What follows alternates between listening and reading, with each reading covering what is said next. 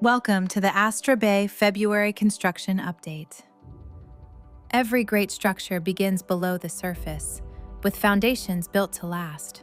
At this stage, we have completed the critical groundwork that supports the entire development. Excavation works are now complete, followed by the successful completion of foundation works, marking a significant milestone in the project's progress.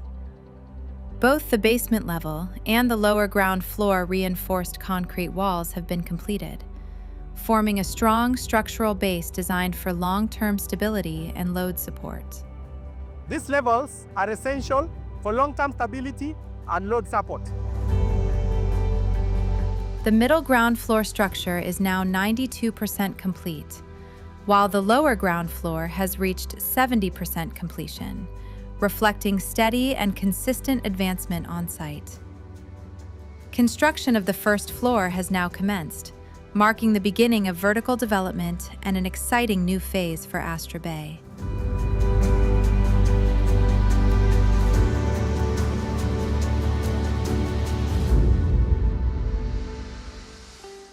With the groundwork complete, the project is now ready to rise steadily.